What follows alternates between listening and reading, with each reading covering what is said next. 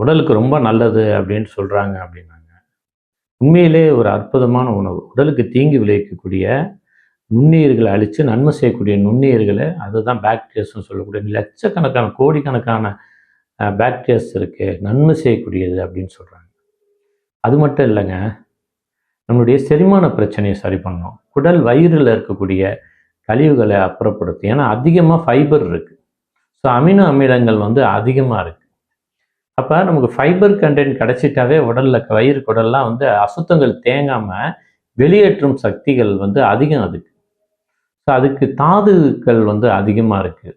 So iron normal அயனை விட ரொம்ப அதிகமாக இருக்குது அப்படின்றாங்க. அப்போ ஒரு ஒரு சாதாரண உணவில் நம்ம எல்லாருமே ஒரு கூட்டு கலவையாக சாப்பிடுவோம். வெறும் தண்ணி ஊற்றி வச்ச ஒரு சாதத்தில் இப்படி பெரிய ஒரு ஆற்றல் இருக்குது அப்படின்னா அதனுடைய தன்மை எவ்வளோ பெரிய விஷயம் பாருங்கள்.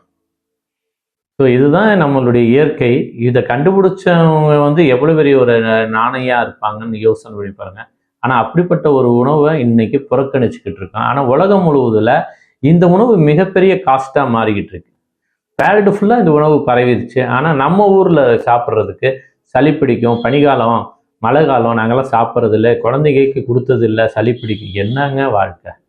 எவ்வளோ அற்புதங்களை நம்ம தொலைச்சி நிற்கிறோம் என்பது இந்த ஒரு உணவுல நம்ம தெரிஞ்சுக்கணும்.